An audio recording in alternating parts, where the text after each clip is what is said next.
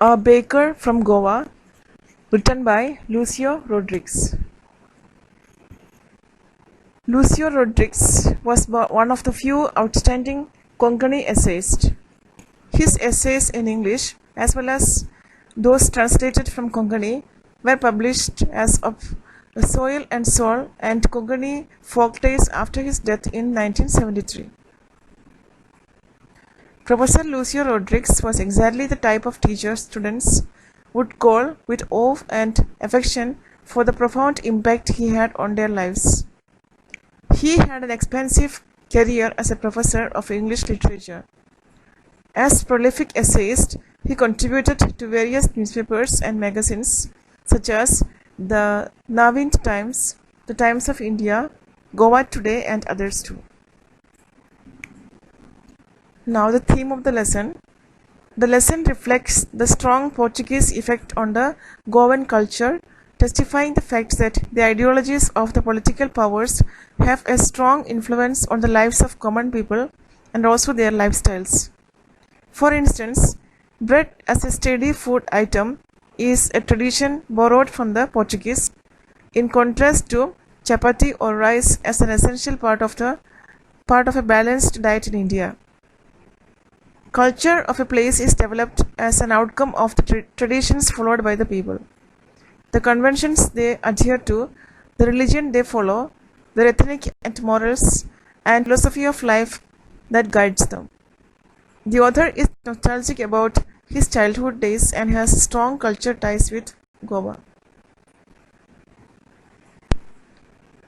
This is a pen portrait of a traditional Goan village baker who still has an important place in his society.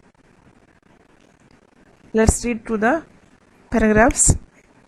Our elders are often heard reminiscing nostalgically about those good old Portuguese days, the Portuguese and their famous loaves of bread.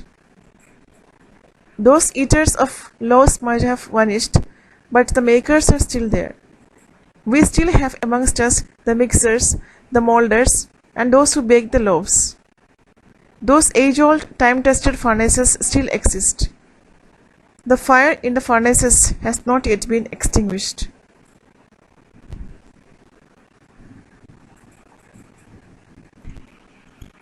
So, as you heard, this is a pen portrait of the traditional Goan village baker who is still remembered by the Goans. Bread making started from the Portuguese days. They were the lovers of bread. Bread making was an art which needed perfection. Mixing, molding and baking were the areas of specialization of making bread. The loaves were baked in time-tested furnaces. This profession has been continued by the baker's descendants. The thud and jingle of the traditional baker's bamboo, heralding his arrival in the morning, can still be heard in some places. Maybe the father is not alive, but the son still carries on the family profession. These bakers are, even today, known as padar in Goa. So this paragraph says that the heralding of or the arrival of baker in Goa is still heard, which means the bakers are still existing there in Goa. And if the father is not alive, then son carries the profession of the father. So making bread is a family profession. These bakers are even today known as padar in Goa. During our childhood in Goa, the baker used to be our friend, companion and guide. He used to come at least twice a day, once when he set out in the morning on his selling round, and then again when he returned after emptying his huge basket. The jingling thud of his bamboo woke us up from sleep, and we ran to meet and greet him. Why was it so? Was it for the love of loaf? Not at all. The loaves were brought by some paskin or bastin, the maidservant of the house. What we longed for were those bread bangles which were chose carefully. Sometimes it was sweet bread of special make. So through these lines, the author remembers his childhood days when the baker used to be their friend, companion and guide.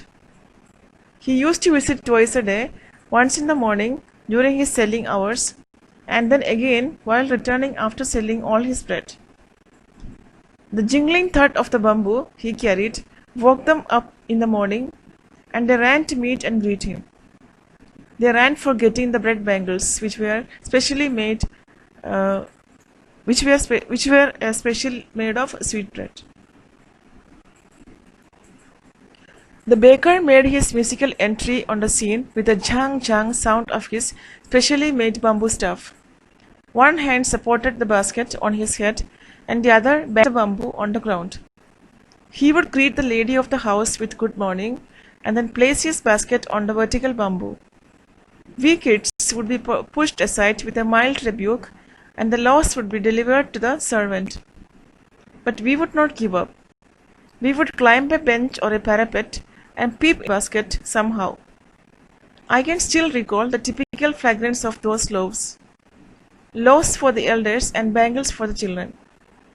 Then we did not even care to brush our teeth or wash our mouths properly. And why should we? Who would take the trouble of plucking them for the toothbrush? And why was it necessary at all? The tiger never brushed his teeth. Hot tea could wash and clean up everything so nicely after all. So as the baker came, he would call out the lady of the house and wish her good. The children would be pushed aside and the loaves would be delivered to the maidservant. The author recalls the aroma of loaves that filled the air. The children would not even brush their teeth and ate the bread bangles made of bread with tea.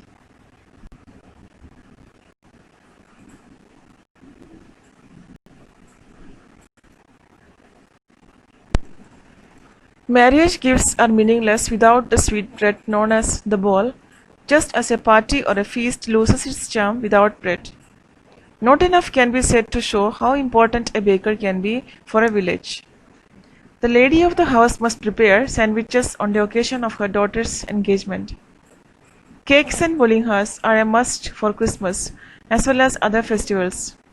Thus, the presence of the baker's furnace in the village is absolutely essential. This para says that the various kinds of bread were very important for all occasions. No marriage was complete until and unless the traditional bowl was served. The lady of the house on the occasion of her daughter's engagement would prepare sandwiches, and bolinghas would be prepared for Christmas and other festivals. Bol and bolinghas are varieties of bread. Next, the baker or bread seller of those days had a peculiar dress known as the kabai. It was a single-piece long frock reaching down to the knees. In our childhood, we saw bakers wearing a shirt and trousers which were shorter than full-length ones and longer than half pants. Even today, anyone who wears a half pant which reaches just below the knees invites the comment that he is dressed like a padar. Now, the baker was usually dressed in a kabai, a long frock reaching down to the knees, or a shirt and a trousers which were shorter than full-length ones and longer than half pants. Even today, if anyone dares to go out in the streets wearing half pants, he is referred to as a padar or baker. Now let's move to the last answer. Last paragraph. The baker usually collected his bills at the end of the month. Monthly accounts used to be recorded on some wall in pencil. Baking was indeed a profitable profession in the old days. The baker and his family never starved. He, his family, and his servants always looked happy and prosperous. Their plump physique was an open testimony to this. Even today, any person with a jackfruit-like physical appearance is easily compared to a baker. This para says that a baker usually collected his bill at the end of the month. All the accounts were written on a wall in the premises with a pencil. It was a profitable profession during those days because Portuguese were lovers of fresh baked loaves. The baker, his family, and his family members, also his servants, looked prosperous and happy.